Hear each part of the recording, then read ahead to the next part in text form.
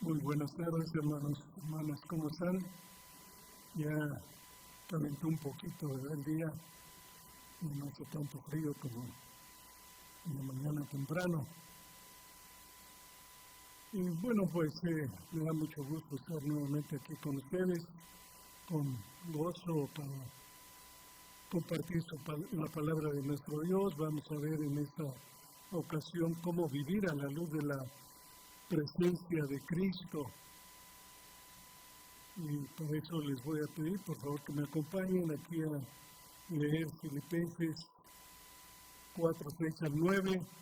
Continuamos con esta carta que ya estamos por terminar en el capítulo 4. Capítulo 4, del 6 al 9. Vamos a leer. Dice así la palabra de Dios. Dice: por nada estéis afanosos, sino sean conocidas vuestras peticiones delante de Dios en toda oración y ruego, con acción de gracias. Y la paz de Dios, que sobrepasa todo entendimiento, guardará vuestros corazones y vuestros pensamientos en Cristo Jesús. Por lo demás, hermanos, todo lo que es verdadero, todo lo honesto, todo lo justo, todo lo puro, todo lo amable, todo lo que es de buen nombre, si hay virtud alguna, si algo digno de alabanza, en nuestro pensar. Y lo que aprendisteis y recibisteis y oísteis y visteis en mí, eso haced, y el Dios de paz estará con vosotros. Bueno, aquí el apóstol Pablo en este pasaje nos habla de cómo vivir a la luz de la presencia de Cristo, tema que a todos nos interesa sobremanera, porque nos habla de la paz de Dios. Nos habla de la paz de Dios, y este pasaje le habla a los creyentes, como dice aquí al principio en el capítulo 1, versículo 1. A todos los santos, dice Pablo ahí, a todos los santos en Cristo Jesús que están en Filipos, y no a los incrédulos. Todos los incrédulos no tienen paz con Dios. Ellos rechazan, cuestionan, niegan, maldicen y se oponen a Dios. La paz de Dios no tiene lugar entre Él y un incrédulo. No importa cuán leve sea el cuestionamiento y el rechazo del incrédulo, sigue siendo un cuestionamiento y un rechazo y no paz. Pero cuando un incrédulo entrega su vida y acepta a Dios, la paz tiene lugar entre él y Dios. La paz rige dentro y entre la persona y Dios. De hecho, Dios hace que su paz inunde el corazón y la vida del nuevo creyente. La cuestión es que una vez que tenemos la paz de Dios inundando nuestra vida, ¿cómo mantenemos esa paz? ¿Cómo mantenemos la paz de Dios gobernando y reinando dentro de nuestras almas? ¿Cómo mantenemos una conciencia de la propia presencia de Dios dentro de nosotros? Una conciencia de que el Dios de la paz vive dentro de nuestro ser. En este pasaje que leímos en Filipenses 4, 6 al 9, observamos dos pasos que el apóstol Pablo nos exhorta a seguir para vivir a la luz de la presencia de Cristo y así mantener la paz de Dios. Nuevamente vamos a ver el primer paso: practicar la oración. Practicar la oración, y esto incluye algo que debemos evitar. Lo que debemos evitar, es decir, preocuparnos.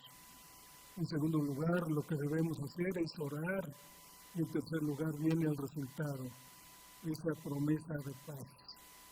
El segundo paso es pensar en lo bueno, pensar en lo digno, Y antes de entrar al tema que nos ocupa, vamos a recordar en qué contexto nos encontramos aquí en la carta, aquí precisamente en el capítulo 4, y en el versículo 1 de este mismo capítulo, vemos que el apóstol Pablo hace una exhortación a los filipenses a estar firmes en el Señor. Y les llama amados. Dice, estar firmes en el Señor, amados. Este versículo es una transición entre lo que se ha dicho y lo que se está por decir. Pablo, en los capítulos anteriores de esta epístola, acaba de decir que hay enemigos de la cruz de Cristo, que la ciudadanía del creyente está en el cielo, que el Señor regresará y nos llevará de este mundo al cielo, transformando nuestros cuerpos. Por lo tanto, hay que estar firmes en el Señor.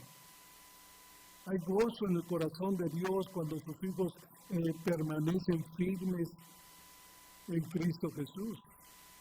Todas las bendiciones que derrama sobre sus hijos se deben a los méritos de Jesucristo. Todos como creyentes estamos posicionalmente en Cristo. Por eso Pablo nos exhorta a estar firmes en el Señor, a ser de un mismo sentir en el Señor, a regocijarnos en el Señor, y ese es el espíritu que agrada a Dios. En la iglesia de Filipos parece que había una discordia entre dos mujeres, por eso Pablo escribe y exhorta, ruego a Evodia y a Síntique que sean de un mismo sentir en el Señor, ahí en el versículo 2 de este capítulo 4. Y después de su exhortación, el apóstol Pablo presenta una exposición de lo que significa descansar en el Señor. Pablo dice, regocijaos en el Señor siempre. Versículo 4. Aquí Pablo usa un doble énfasis. Primeramente, en el tiempo, ¿verdad?, que es el presente, es decir, el gozo del cristiano debe ser continuo, pero a eso Pablo añade el adverbio siempre, lo cual indica que se trata de un gozo que no es circunstancial. Y esto significa que el creyente que se regocija en el Señor no menosprecia ni maltrata a otras personas. Por eso enseguida Pablo dice, allí en el versículo 5, vuestra gentileza sea conocida de todos los hombres. El Señor está cerca. Aquí la palabra gentileza indica un espíritu aguantador, no vengativo. El gozo es una cualidad interna en relación con las circunstancias que no siempre se les puede ver. Pero si se nota la manera en que uno reacciona ante otros, más bien sí se nota la manera en que uno reacciona ante otro, sea con gentileza o bien con aspereza. Entonces el apóstol Pablo pone al Señor como ejemplo al decir, el Señor está cerca. Y aquí Pablo se refiere al regreso inminente de Cristo y no a su presencia con los suyos en todo momento. Y así el gozo y la gentileza de los versículos 4 y 5, acompañados del regreso inminente de Cristo, deben disipar toda ansiedad. La petición de Pablo a los filipenses entonces era que por nada estuvieran afanosos, pero de ningún modo era un llamado a que vivieran en forma despreocupada. Tener cuidado e interesarse en forma genuina es una cosa, pero la ansiedad es otra. Pablo y Timoteo tenían cuidado por las personas a quienes ministraban, pero sin perder su confianza en Dios. Jesús advirtió contra la preocupación, la cual mina la confianza en Dios. Y entonces Pablo exhorta a los filipenses y ahora a nosotros a orar en lugar de dar rienda suelta a la ansiedad. Y eso nos lleva a vivir a la luz de la presencia de Cristo, teniendo la paz de Dios en nuestros corazones. De tal manera que entonces el primer paso que debemos dar, que Pablo nos indica, es seguir o practicar la oración. Orar. Ahí en el versículo 6 dice, por nada estáis afanosos, sino sean conocidas vuestras peticiones delante de Dios en toda oración y ruego con acción de gracias. Pues la paz viene de la oración. Noten 3 puntos aquí significativos. En primer lugar, lo que debemos evitar. Lo que debemos evitar es estar ansiosos. Debemos evitar estar ansiosos acerca de nada. Dice, por nada estáis afanosos. Ese es un mandato negativo, algo que evitar. Ahora bien, tengamos claro lo que significa afanosos, por nada estéis afanosos, no os angustiéis por nada. Entonces la palabra afanosos significa llenos de ansiedad, de una preocupación teñida de angustia, una tensión obsesiva que tiende a pensar demasiado en las cosas. La idea es que el creyente no debe preocuparse ni molestarse por nada. La palabra nada significa ni una sola cosa. Es la palabra que usó nuestro Señor Jesucristo en el Sermón del Monte, ahí en Mateo 6, donde dice, no os afanéis, es decir, no estar angustiado, no obsesionarse, no pensar demasiado en algo, no prestar esa atención excesiva. Ese es el significado del término. No obstante, hablando en términos humanos, los filipenses tenían toda la razón para estar preocupados y ansiosos, pues estaban sufriendo una severa persecución. Lo vemos en el capítulo 1, versículos 18 y 19. Estaban enfrentando perturbaciones en la iglesia, cierta desunión y peleas. Versículo 27 del capítulo 1 y también aquí en el capítulo 4, en el versículo 2. Contaban con determinados miembros carnales dentro de su comunidad, algunos miembros que eran orgullosos y centrados en sí mismos. Filipenses 2, 3, 4. Estaban enfrentando a algunos falsos maestros que se habían unido a su comunidad y los maestros eran feroces al atacar la cruz de Cristo. Allí en el capítulo 3, versículos 2 y 3, y también lo vemos en los versículos 18 y 19.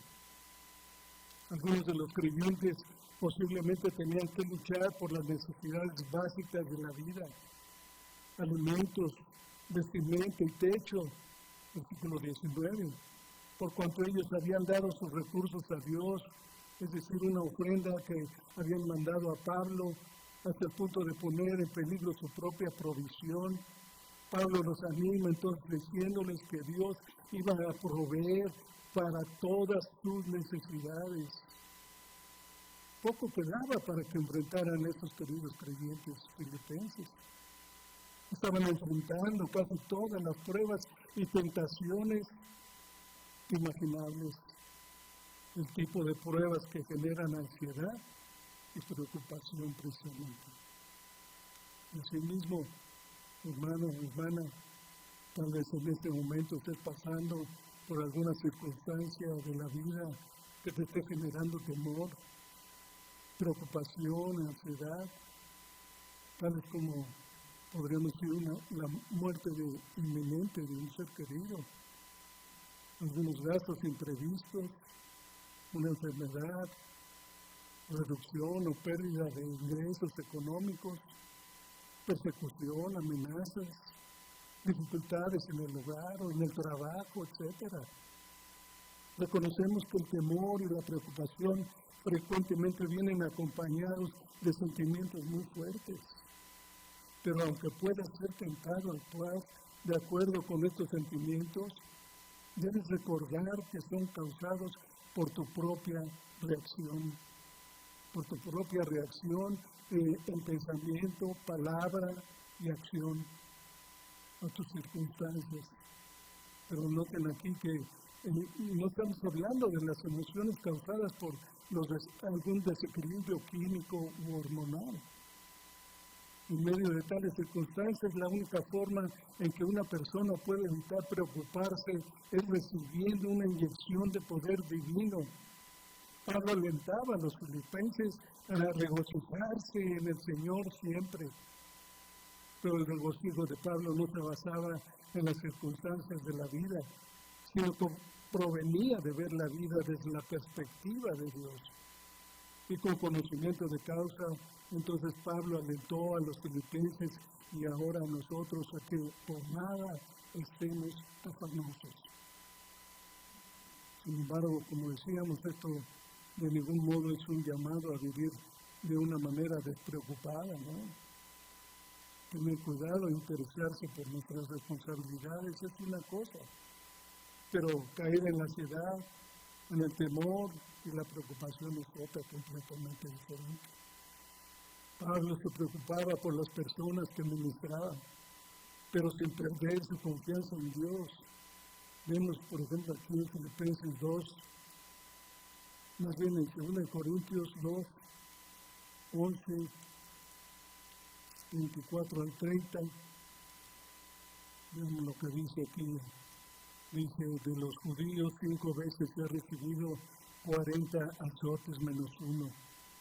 3 veces he sido azotado con varas, 1 vez apedreado, 3 veces he padecido un naufragio, 1 noche y 1 día he estado como náufrago en alta mar, en caminos muchas veces, en peligros de ríos, peligros de ladrones, peligros de los de mi nación, peligros de los gentiles, peligros en la ciudad, peligros en el desierto, peligros en el mar, peligros entre falsos hermanos, en trabajo y fatiga, en muchos desvelos, en hambre y sed, en muchos ayunos, en frío y en desnudez, y además de otras cosas, lo que sobre mí se agolpa cada día, la preocupación, dice, por todas las iglesias, por todas las iglesias.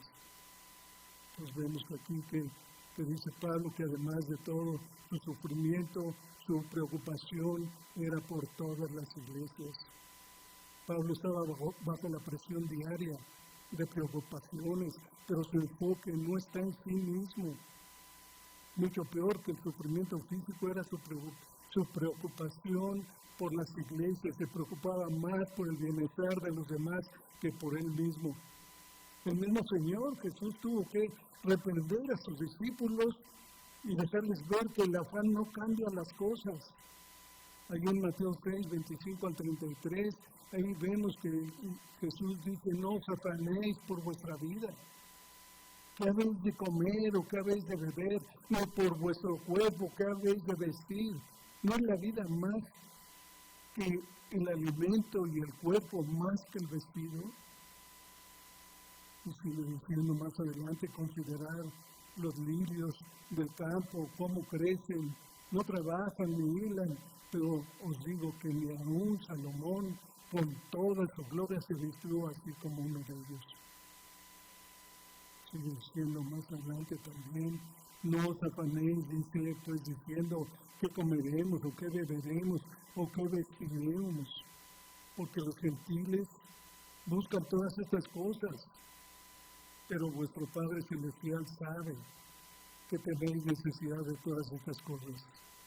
Mas buscad primeramente el reino de Dios y su justicia, y todas estas cosas os serán añadidas. Y observen aquí 3 lecciones claves que podemos aprender de esta porción bíblica del Evangelio de Mateo.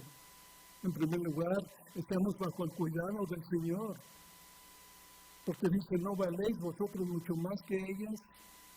En segundo lugar, no vale la pena afanarse. Dice, ¿quién de vosotros podrá, por mucho que se afane, añadir a su estatura un codo? En tercer lugar, eso es lo que hacen los incrédulos, porque dice que los gentiles buscan todas estas cosas. Nuestro Padre, hermanos, nuestro Padre sabe de lo que tenemos necesidad. Y si buscamos primeramente el reino de Dios y su justicia, todas estas cosas que nos preocupan serán resueltas. Así que no te dejes vencer por la preocupación, porque la preocupación niega la provisión de Dios. Debes vivir un día a la vez sin ser vencido por la ansiedad, la cual produce dudas, desconfianza, desánimo, y sobre todo frustración. El temor, la preocupación y la ansiedad son pecados que pueden paralizar tu mente, inmovilizar tu cuerpo e impedir tu crecimiento en Cristo. Escuchen bien, esto es muy importante, hermanos. Los que se preocupan asumen frecuentemente responsabilidades que Dios nunca quiso que ellos tuvieran. La preocupación es un enfoque centrado en el yo, acerca de eventos futuros sobre los cuales tú no tienes control. Es importante recordar que no somos responsables por los resultados, solo somos responsables por nuestra fidelidad. Pablo tenía mucho, por lo cual está preocupado y afanoso, pero con su propio testimonio impulsa a los filipenses a poner su confianza en el Señor. Pablo nos dice que debemos evitar esto a toda costa, pues en este estado no servimos para nada. No queremos hablar a otras personas. Puede que parezca que les escuchamos cuando nos hablan, pero nuestra mente se va tras otras posibilidades, persiguiendo imaginaciones. Y así en ese estado de ansiedad, nuestro testimonio se vuelve inútil totalmente. No somos de ningún valor para los demás y sobre todo perdemos el gozo del Señor. Sí, efectivamente Pablo nos dice que debemos evitar todo esto. Y está bien, pero alguno de ustedes podría preguntar, ¿cómo le hago? ¿Cómo le hago? Y aquí es donde entramos a nuestro segundo punto significativo acerca de la paz que viene a través de la oración. Y esto viene el remedio entonces. ¿Qué debemos hacer para evitar el afán, la ansiedad? ¿Qué nos dice Pablo que hagamos cuando nos amenace la ansiedad? No dice simplemente deja de preocuparte. Esto es lo que dice la psicología y el sentido común. Deja de preocuparte y adelante. Pablo no dice eso por la sencilla razón de que decir a una persona que se encuentra en ese estado que deja de preocuparse, simplemente no sirve de nada. Y es una falsa esperanza además. Además es una mala psicología, ya que si sucede que eres una persona con gran fuerza de voluntad, pues puedes apartar esas cosas de tu mente, ¿no? Consciente con el resultado de que siguen sucediendo en el inconsciente, y a eso se le denomina represión. Y este es un estado peor que la ansiedad. Por eso no es bueno decirle a una persona preocupada, no te preocupes, hombre, no pasa nada. ¿Por qué? Porque si pasa, ¿qué dice pues Pablo? Expresa él su remedio en forma de mandato positivo. Y dice, sean conocidas vuestras peticiones delante de Dios. Esa es la respuesta. Sean conocidas vuestras peticiones delante de Dios. Por nada estéis afanosos, dice, sino sean conocidas vuestras peticiones delante de Dios en toda oración y ruego con acción de gracias. Pero aquí es de vital importancia que sepamos cómo tratar esto. Pablo nos dice, sean conocidas nuestras peticiones delante de Dios. Sin embargo, muchos de los que sufren pueden echar un suspiro y decir, lo he intentado, he orado, pero no he hallado la paz de la que tú me hablas. No he obtenido una respuesta. No sirve de nada decirme que ore. Afortunadamente para nosotros, Pablo comprendía eso y por eso nos da instrucciones específicas para ejecutar ese mandato. Y dice, por nada estéis afanosos, sino sean conocidas vuestras peticiones delante de Dios en toda oración y ruego con acción de gracias. Entonces el remedio para la ansiedad y la preocupación es la oración. La oración, hermanos, aquí Pablo nos sugiere 4 palabras clave: peticiones, oración, ruego y acción de gracias. Veamos qué nos quiere decir Pablo en estas 4 palabras. En primer lugar, nos muestra las peticiones. ¿Cómo hacer conocer a Dios nuestras peticiones? Orar es sencillamente hablar con Dios. No es un rezo o repetición de oraciones memorizadas. Es la conversación del alma con su Creador. La palabra petición es un término pues, más específico que oración, porque describe la actitud de traer delante de Dios nuestra necesidad. Debido a que Él es omnisciente, el Señor no necesita ser informado de nuestros requerimientos, pero a Él le agrada que declaremos en forma específica lo que necesitamos, pues así mostramos nuestra impotencia y a la vez nuestra dependencia de Él. Por ejemplo, vemos allí, recordemos en Marcos 10, 46 al 52, especialmente el 51, cuando ahí Jesús llamó al ciego Bartimeo y le preguntó, ¿qué quieres que te haga? Su pregunta no era por falta de conocimiento de lo que aquel hombre necesitaba, pues era obvio que necesitaba ser sanado de su ceguera. Lo que deseaba era escuchar la declaración donde manifestara que él no podía hacer nada por sí mismo y reconociera que solamente su mano poderosa podía responder a su necesidad. Nuestras acciones entonces no deben ser vagas, no deben ser ambiguas. Aquí el vocablo peticiones sugiere asuntos específicos por los que se ha pedido. La palabra de Dios nos exhorta entonces a presentar nuestras peticiones delante de Dios en la seguridad que Él nos oye. Escuchen lo que dice Juan, ahí en 1 Juan 5, 14, 15, pasaje muy conocido, dice que y esta es la confianza que tenemos en Él, que si pedimos alguna cosa conforme a su voluntad, Él nos oye. Y si sabemos que Él nos oye en cualquier cosa que pidamos, sabemos que tenemos las peticiones que le hayamos hecho. Entonces, orar conforme a la voluntad de Dios es orar de acuerdo con lo que Él quiere y no lo que nosotros deseemos o insistamos que Dios haga por nosotros. Quizá alguien podría decir, pero ¿cómo puedo saber la voluntad de Dios en mi asunto y por lo que estoy pasando? ¿Cómo puedo saber si es la voluntad de Dios? Bueno, de una manera general, la respuesta es que la voluntad de Dios se nos revela ¿dónde? En la Biblia. Aquí Dios nos habla y por ello deberíamos estudiarla. Pero por eso deberíamos estudiarla a fin de conocer mejor cuál es la voluntad de Dios y cómo poder orar entonces con mayor inteligencia. De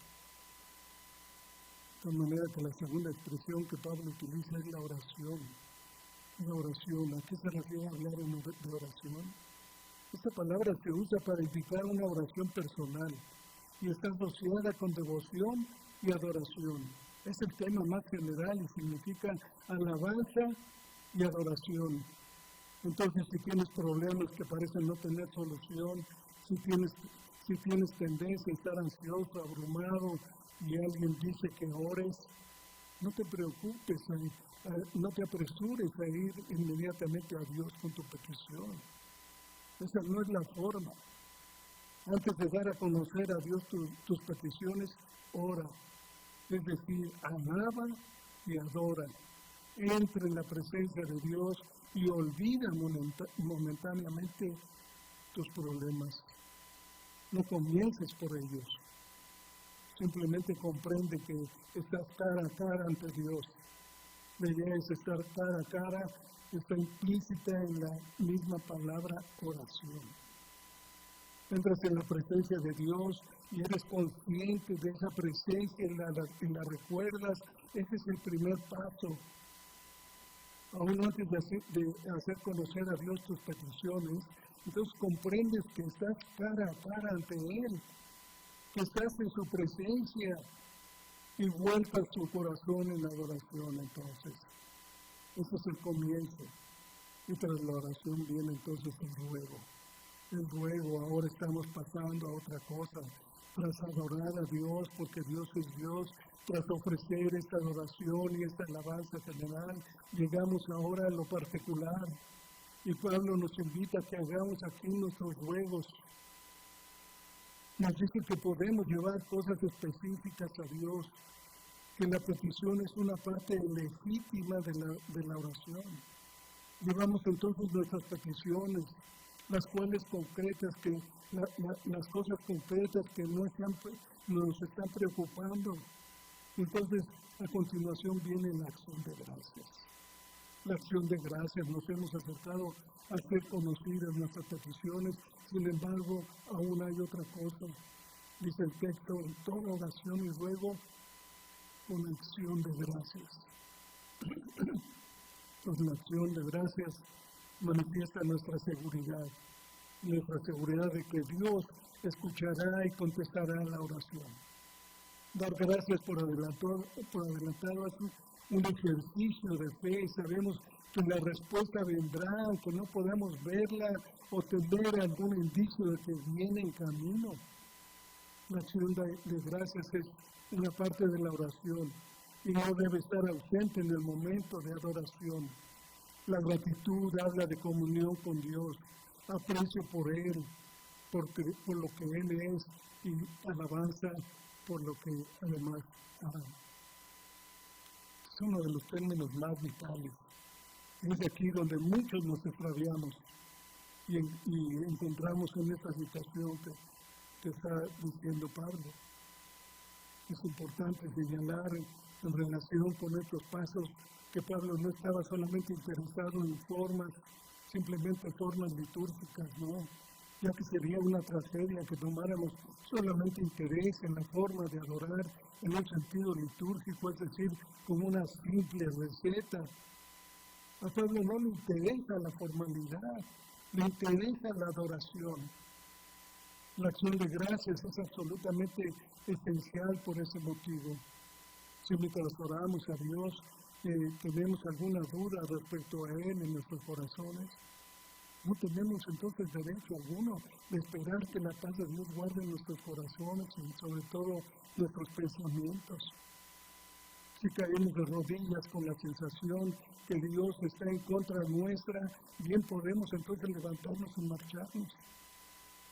No, debemos acercarnos a Él con acción de gracias. Con acción de gracias, no debe haber duda alguna en nuestro corazón con respecto a la bondad de Dios. No debe haber duda o cuestionamiento alguno. Debemos tener verdaderas razones para dar gracias a Dios. Tenemos nuestros problemas y dificultades, pero ahí de rodillas debemos preguntarnos, ¿por qué puedo dar gracias a Dios? Debemos proponernos y hacerlo, y podemos hacerlo, hermanos. Y entonces debemos decir algo más o menos como lo siguiente. Bueno, quizá tenga dificultades en estos momentos, pero puedo agradecer a Dios mi salvación y el haber enviado a su Hijo a morir en la cruz por mí y por mis pecados. Me enfrento a un terrible problema, lo sé, pero ha hecho eso por mí. Doy gracias a Dios por enviar a su Hijo Jesucristo al mundo. Y le doy gracias por llevar mis pecados sobre su propio cuerpo, sobre el madero. Le daré gracias por resucitar para mi justificación. Volcaré mi corazón en agradecimiento por ello. Le daré gracias por las muchas bendiciones que he recibido en el pasado. Hay muchos motivos de darle gracias por lo que Dios ha hecho por nosotros, hermanos. Debemos desarrollar con nuestra mente y con toda nuestra energía las razones para dar gracias y alabar a Dios. Debemos recordarnos a nosotros mismos que es nuestro Padre, que nos ama tanto que aún los cabellos de nuestra cabeza están contados. Y cuando nos hayamos recordado estas cosas, debemos volcar entonces nuestro corazón en agradecimiento. Pues debemos venir, pues, a su presencia con una fe llena de amor, de alabanza, de adoración, de confianza y luego hacerle nuestras peticiones. Entonces La oración que describe Pablo aquí, en otras palabras, no es un clamor desesperado en la oscuridad, ni alguna clase de derramamiento frenético a Dios, sino un verdadero pensamiento, ¿no? Primero debemos comprender y recordar que estamos adorando a un Dios bendito y glorioso. Le adoramos primero y luego le hacemos conocer nuestras peticiones. Luego, después de todo eso, viene la promesa, la misericordiosa promesa de Dios a todos los que hacen esto. Hemos visto lo que tenemos que hacer, hemos sido instruidos con respecto a cómo debemos conducirnos y ahora llega la misericordiosa promesa para aquellos que hacen lo que Pablo acaba de decir. Y esto es, por supuesto, lo mejor de todo, hermanos. Lo debemos aprender a considerarlo. Por ejemplo, has advertido la promesa, has advertido su carácter, has advertido que ni siquiera menciona las cosas que te preocupan. Y eso es lo peculiar del método cristiano para tratar la ansiedad. ¿Acaso, dice Pablo, sean conocidas vuestras peticiones con respecto a las cosas que nos preocupan? ¿Y Dios las barrerá y eliminará todas?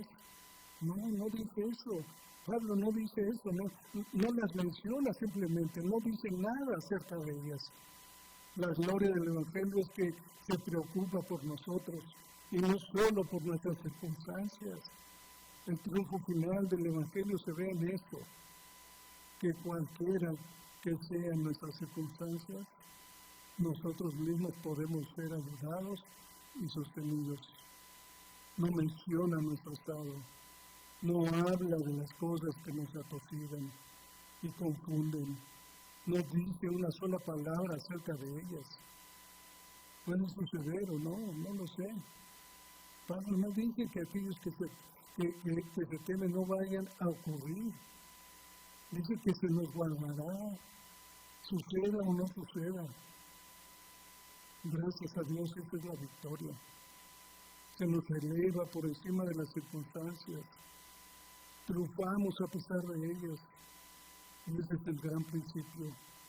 Todos tendemos a ser tiranizados por las circunstancias. ¿Por qué? Porque dependemos de ellas. Y nos gustaría que se les controlara y que se les gobernara. Pero esa no es la forma en que la Escritura maneja la situación. Lo que Pablo dice es lo siguiente: sean conocidas nuestras peticiones delante de Dios, en toda oración y ruego, con acción de gracias. Y después dice, y la paz de Dios, que sobrepasa todo entendimiento, dice, guardará vuestros corazones y vuestros pensamientos en Cristo Jesús. Pero, ¿qué significa esto? ¿Qué significa que la paz de Dios te mantendrá completamente a salvo de las cosas que no te dejan conciliar el sueño? Quedarán fuera simplemente, quedarán fuera y serás guardado en paz a pesar de ellas. Eso es lo que significa. Por otro lado, es importante señalar que Pablo jamás dice que si oramos, la oración en sí hará que nos sintamos mejor. Es una tristeza que las personas oren por ese motivo. Esa es la utilización que hacen algunos de la oración. Nos dicen que si tenemos problemas, nos hará bien orar. Puede ser una buena psicología, hermanos, pero un cristianismo terrible. La oración no es autosugestión. Tampoco dice Pablo, ora porque mientras ores no pensarás en ese problema y por tanto obtendrás un alivio momentáneo. Nuevamente, es una buena psicología, pero más cristianismo. Lo que Pablo dice es lo siguiente: ora y haz tus peticiones a Dios y Dios hará algo. No es tu oración la que lo va a hacer, sino Dios. Dios, y la paz de Dios dice que sobrepasa todo entendimiento. Él, en medio de todo, guardará vuestros corazones y vuestros pensamientos en Cristo Jesús.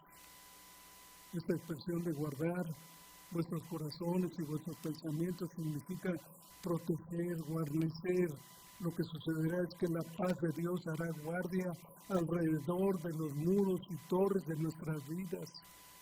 Estamos dentro y las actividades del corazón y de la mente producen esa angustia, esa ansiedad y esas tensiones desde el exterior. Pero la paz de Dios mantendrá todas ellas fuera.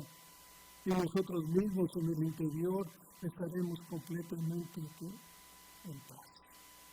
En paz es Dios. Es Dios quien hace todo esto, hermanos, no nosotros. No es nuestra oración, no es alguna clase de mecanismo psicológico. Hacemos nuestras peticiones a Dios y Dios hace eso por nosotros y nos guarda en completa paz. ¿Qué podemos decir de esta frase?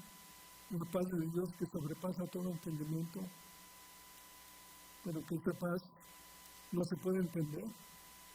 Es inimaginable. En un sentido, ni siquiera se puede creer en ella. Sin embargo, está sucediendo y la estás experimentando y sobre todo disfrutando. Es la paz de Dios, es la paz de Dios en Cristo Jesús. Esta expresión nos presenta la paz prometida como algo difícil de comprender y explicar. No es una tranquilidad temporal o condicional, es una paz que el mundo no conoce ni puede dar. El Señor Jesús lo dijo ahí en Juan 14, 27, la paz os dejo, mi paz os doy, no se turbe vuestro corazón, ni tenga miedo. Esa paz no tiene límites, puede ser recibida, pero no comprendida. No está sujeta a las circunstancias, es un fruto del Espíritu, es algo que solamente los hijos de Dios pueden disfrutar. Que es una promesa de protección contra las asechanzas del enemigo, quien tratará de atacar nuestros pensamientos y la pureza de nuestro corazón. Tanto lo intelectual como lo emocional es protegido por el Señor cuando las circunstancias no pueden ser cambiadas. Una paz interna ayuda a tener paz externa. Dice Proverbios 16:7, cuando los caminos del hombre son agradables a Jehová, aún sus enemigos hace estar en paz con él. Noten que esta protección está entrelazada con Cristo Jesús. Él es nuestra paz y sabrá guardarnos según sus promesas. Isaías 26:3 dice, tú guardarás en completa paz aquel cuyo pensamiento en ti persevera, porque en ti ha confiado. Expresándolo en los términos del argumento de Pablo, en Romanos 8:38-39, dice lo siguiente, por lo cual estoy seguro de que ni la muerte, ni la vida, ni ángeles, ni principados, ni potestades, ni lo presente, ni lo porvenir, ni lo alto, ni lo profundo, ni ninguna otra cosa creada podrá separar del amor de Dios que es en Cristo Jesús, Señor nuestro. Pensemos, ¿estás disfrutando de la paz con Dios? ¿Has venido por medio de Jesucristo a la justificación que solo Él otorga? Como hijo de Dios, ahora puedes disfrutar de la paz de Dios. En momentos de adversidad, en momentos de dolor o crisis, ¿puedes acaso recordar alguna ocasión en que esto haya sido una realidad en tu vida? Piénsalo. De tal manera que cuando asalte la tentación y las ansiedades de la vida te rodeen con el propósito de exterminar los valores espirituales en ti, la paz de Dios te defenderá. La paz de Dios te defenderá como el centinela que guarda la entrada principal de una fortaleza. Y así como la paz de Dios en ti depende de tu unión con Cristo, también el resultado de esa paz depende de la relación que mantengas con el Señor. Esa paz custodia el corazón y la vida de la mente. Qué tónico más necesario, ¿no? En estos días de neurosis, de derrumbamientos nerviosos, de tranquilizantes y de angustia mental. La unión con Cristo garantiza la paz en tu corazón, pero a cambio debes concentrar tus pensamientos y actividades en cosas dignas del nombre de Cristo. De tal manera que un segundo paso hacia la paz de Dios y vivir a la luz de la presencia de Cristo es tener pensamientos dignos. Lo vemos en el versículo 8, dice: por lo demás, hermanos, dice todo lo que es verdadero, todo lo honesto, todo lo justo, todo lo puro, todo lo amable, todo lo que es de buen nombre, y si hay virtud alguna, si algo digno de alabanza, en esto pensar. Por lo demás, dice que, por lo demás, Pablo ha llegado a un punto de transición, no es una conclusión. El sentido literal es en cuanto al resto y todo lo que así produce. Vemos 8 adjetivos describiendo ideales cristianos, palabras viejas y familiares, no necesariamente provenientes de ninguna lista filosófica, de excelencias morales, estoicas o de algún otro tipo. Sin estas no pueden existir ideales. Son cosas relevantes para hoy en día, cuando se está presentando tanta suciedad ante el mundo a través de las redes sociales, revistas, películas, etc. Esta lista bien podría llamarse la regla de oro de la vida práctica del cristiano. Esta lista de adjetivos debe ser como las cuentas de un collar, adornando la vida de todo hijo de Dios. Verdadero, honesto, justo, puro, amable, de buen nombre, virtud y alabanza. Todo esto es producto de una relación íntima con Jesucristo. No se tiene que ir muy a fondo para descubrir al Señor Jesucristo en este versículo 8. Todos se encuentran en Él. Veamos estas virtudes una por una. Vemos primeramente el adjetivo verdadero. Significa que no es falso, se puede confiar en Él, es sincero y real, evita las mentiras. La mentira incluye cosas como la exageración y añadir algo que es verdadero, como lo dice Efesios 4:25, por lo cual dice: desechando la mentira, hablad verdad cada uno con su prójimo. Número 2, honesto. Significa que es respetable, honorable, o moralmente atrayente. Romanos 13:13 nos dice: amemos como debía, honestamente, no en glotonerías y borracheras, no en lujurias y lascivias, no en contiendas y envidia. Número 3, justo. Significa recto, tanto para con Dios como para con los hombres. Solo lo que es conforme a la voluntad de Dios expresado en su palabra. Aquí en Miqueas 6:8 dice: oh hombre, Él te ha declarado lo que es bueno. ¿Y qué pide Jehová de ti? Solamente hacer justicia y amar misericordia y humillarte ante tu Dios. Número 4, puro. Se refiere al elevado carácter moral de la vida de una persona. Vemos aquí en Efesios 5, a partir del versículo 1, que dice Pablo, dice: sed pues imitadores de Dios como hijos amados, y andad en amor como también Cristo nos amó y se entregó a sí mismo por nosotros, ofrenda y sacrificio a Dios en olor fragante. Pero fornicación y toda inmundicia o avaricia ni aun se nombre entre vosotros, como conviene a santos. Ni palabras deshonestas, ni necedades, ni truhanerías que no convienen, sino antes bien acción de gracias. Pues vemos número 5, amable. Tiene la connotación de lo admirable o grato de contemplar o considerar. Romanos 12:9 nos dice que el amor sea sin fingimiento. Aborrecer lo malo, dice, seguir lo bueno. Amaos los unos a los otros con amor fraternal, en cuanto a honra, prefiriéndoos los unos a los otros. Número 6, de buen nombre. traducido también de buena fama.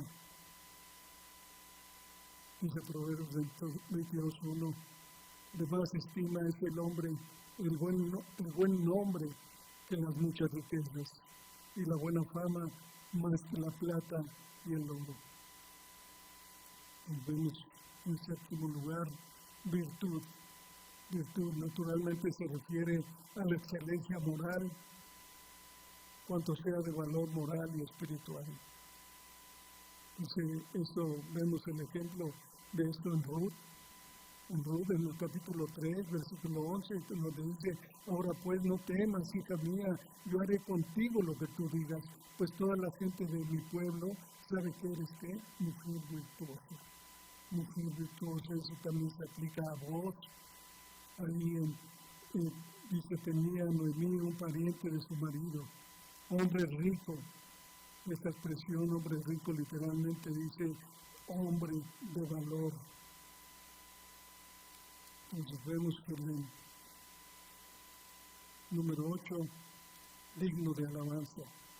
Es algo que merece ser encomiado, lo que sea digno de reconocimiento por los hombres, promueve la gloria de Dios.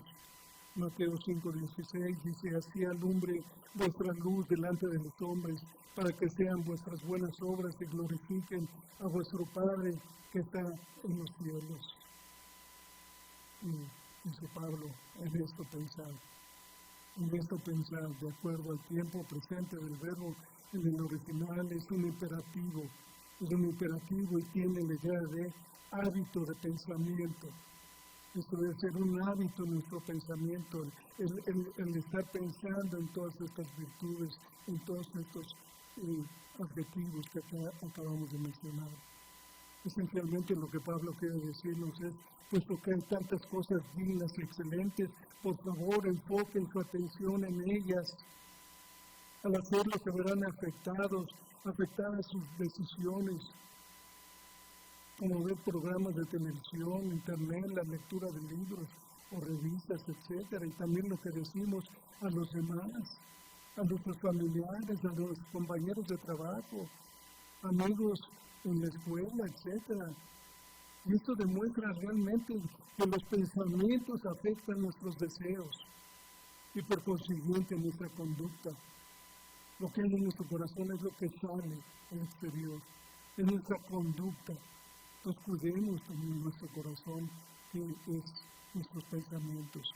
Por lo tanto, debemos de trabajar para llevar cada uno de estos pensamientos a Jesús, como dice ahí en 2 Corintios 10:5, dice: derribando argumentos y toda altivez que se levanta contra el conocimiento de Dios y llevando cautivo todo pensamiento a la obediencia de Dios.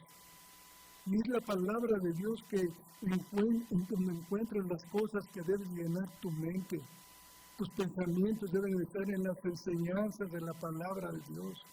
Colosenses 3:16 dice que la palabra de Cristo more en abundancia en vosotros, enseñándoos y exhortándoos unos a otros en toda sabiduría, cantando con gracia en vuestros corazones al Señor con salmos e himnos y cánticos espirituales. Entonces, hermanos, la palabra de Dios cultiva las actitudes, los pensamientos y las acciones piadosas, las cuales evitan que nos veamos desbordados por las dificultades y las tentaciones.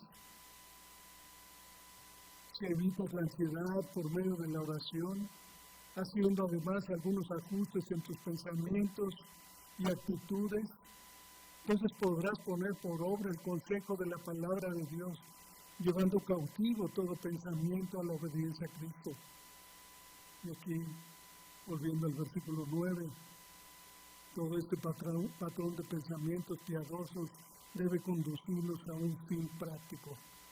Y es por ello que Pablo dice: lo que aprendisteis y recibisteis y oísteis y visteis mí, esto haced, y el Dios de paz estará con vosotros.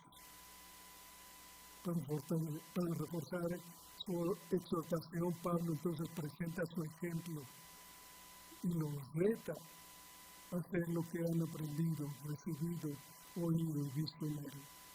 Desafía a los filipenses que sigan practicando lo que les había enseñado. Menciona una vez más la paz que vendría a ellos a través del mismo Dios de paz que estaba en su corazón. Su amonestación no es un fruto de orgullo o vanagloria, es el testimonio verdadero de un testigo de Dios, de un verdadero testigo de Dios que pone su propia vida como ejemplo, sin temor de ser criticado. Qué ejemplo más digno de imitar, ¿no? Qué meta más sublime de alcanzar, ¿no lo creen? Ponernos de pie ante la iglesia, el trabajo, la comunidad, nuestro propio hogar y decir, sin temor, lo que aprendiste, recibiste y oíste y viste en mí, esto es. Que seamos capaces de decir eso, hermanos. Que Dios nos ayude. Dos pasos que conducen a mantener la paz de Dios. La oración y tener pensamientos dignos. Recuerda, Dios custodiará tu corazón y tus pensamientos si eres dado a la oración. Pero también tienes una responsabilidad en este asunto. Dios no custodia la vida pensante de alguien que no quiere ser guardado puro. Debes andar con tu mente en el Señor y las cosas que son puras y honorables.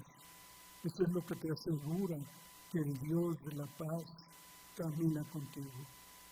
El Dios de la paz que te da el poder para conquistar todas las pruebas y tentaciones. Y ya para terminar, antes de que el temor, la ansiedad, la preocupación te sacuda de nuevo, enfócate ahí en Colosenses 3:16, que la palabra de Cristo more en abundancia en tu corazón. Acércate, como dice Hebreos 4:15, acércate al trono de la gracia, ora, dice ahí, porque no tenemos un sumo sacerdote que no pueda compadecerse de nuestras debilidades, sino uno que fue tentado en todo según nuestra semejanza, pero sin pecado. Acerquémonos pues confiadamente al trono de la gracia para alcanzar misericordia y hallar gracia para el oportuno socorro. En segundo lugar, durante el tiempo de temor, de ansiedad, velar y orar, como dice 1 Tesalonicenses. En el Salmo 119:1 dice, bienaventurados los perfectos de camino, los que andan en la ley de Jehová. Y en tercer lugar, si caes y cedes ante la ansiedad o el temor impío, 1 Juan 1:9, si confesamos nuestros pecados, Él es fiel y justo para perdonar nuestros pecados y limpiarnos de toda maldad. Efesios 4:22-23 nos dice, en cuanto a la pasada manera de vivir, despojados del viejo hombre, que está viciado conforme a los deseos engañosos, y renovados en el espíritu de vuestra mente, y vestidos del nuevo hombre creado según Dios en la justicia y santidad de la verdad.